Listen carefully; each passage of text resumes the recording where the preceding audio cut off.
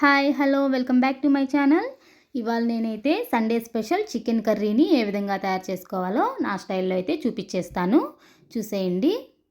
ఈ కర్రీ మనకు దోశలోకైనా, చపాతీలోకైనా, రైస్లోకైనా, సంగట్లోకైనా చాలా బాగుంటుందండి. దీనికోసం అయితే నేను 1.5 kg చికెన్ అయితే తీసుకున్నాను. ఇందులో కొద్దిగా నిమ్మరసము, ఉప్పు వేసి బాగా కడిగి పక్కన పెట్టుకున్నానండి. ఇప్పుడు మనము కుకింగ్ ప్రాసెస్లోకి అయితే వెళ్ళిపోదాము. ముందుగా స్టవ్ ఆన్ చేసి మందపాటి కడాయిని అయితే పెట్టేసుకోవాలి. ఇప్పుడు అందులో తగినంత ఆయిల్ని వేసుకొని, ఆయిల్ వేడయ్యాక సన్నగా కట్ చేసుకున్న ఆనియన్స్ని వేసుకొని బాగా వేయించుకోవాలి. అవి వేగేటప్పుడు అందులోనే సన్నగా కట్ చేసుకున్న పచ్చిమిర్చిని కూడా యాడ్ చేసుకోవాలి. వీటిని బాగా ఆయిల్లో వేగనివ్వాలి. ఇప్పుడు అందులో చెక్క లవంగము, నెక్స్ట్ బిర్యానీ ఆకు. ఈ బిర్యానీ ఆకు అనేది ఆప్షనల్ అండి. ఇవి వేసుకొని బాగా వేయించుకోవాలి. ఇప్పుడు అందులోనే సన్నగా కట్ చేసి పెట్టుకున్న టమాటో ముక్కల్ని కూడా యాడ్ చేసుకోవాలి. ఇవన్నీ బాగా ఆయిల్లో మూత మూసి పెట్టుకుంటూ చూసుకుంటూ ఫ్రై చేసుకోవాలండి. ఇప్పుడు ఈ టమోటాలు, ఆనియన్స్ ఇవన్నీ వేగేటప్పుడు అందులోనే కర్రీ లీవ్స్ని కూడా యాడ్ చేసేసుకోవాలి. ఇవి వేగిన తర్వాత అందులో 2 టేబుల్ స్పూన్స్ అల్లం వెల్లుల్లి పేస్ట్ని వేసుకొని పచ్చివాసన పోయే వరకు బాగా వేయించుకోవాలి. ఇవి వేగిన తర్వాత ఇందులో కడిగి పక్కన పెట్టుకున్న చికెన్ అయితే యాడ్ చేసేసుకోవాలి. ఈ చికెను బాగా వేసిన తర్వాత ఇందులో తగినంత ఉప్పు, పసుపు వేసి బాగా వేయించుకోవాలి.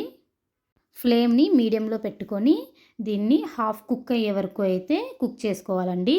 అప్పుడప్పుడు మూత మూసి పెట్టుకొని తీసుకుంటూ వీటిని చూసుకుంటూ కుక్ చేసుకోవాలి. చూసారు కదా, ఈ విధంగా అయితే కుక్ అయింది. ఇప్పుడు హాఫ్ అయితే కుక్ అయిపోయిందండి. ఇప్పుడు ఇందులో తగినంత ధనియా పౌడరు, అలాగే కారానికి సరిపడా చిల్లీ పౌడర్ని అయితే యాడ్ చేసేసుకోవాలి. ఇప్పుడు అందులోనే చికెన్ మసాలాను కూడా యాడ్ చేసుకొని చికెన్కి బాగా పట్టే విధంగా కలిపేసుకోవాలి. ఈ మసాలా మొత్తం మిక్స్ అయ్యేలా కలుపుకున్న తర్వాత మూత మూసి పెట్టుకుంటూ ఉడికించుకోవాలి. ఇప్పుడు అందులోనే మనము కొద్దిగా వాటర్ని అయితే యాడ్ చేసేసుకుందాము.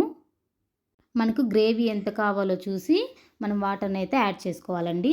ఇది మనకి ముక్కలు మునిగే వరకు వాటర్ని పోసుకుంటే సరిపోతుంది.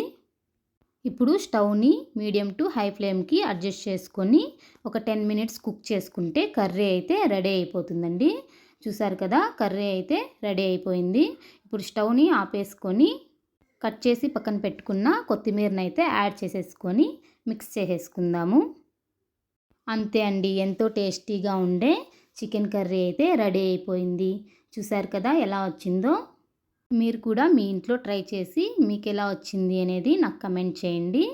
చూడండి, ఇది సంగటిలోకి అయితే చాలా అంటే చాలా బాగుంటుందండి. మేము ఎప్పుడు ఈ చికెన్ కర్రీ చేసుకున్న సంగటి అయితే చేసేసుకుంటాము.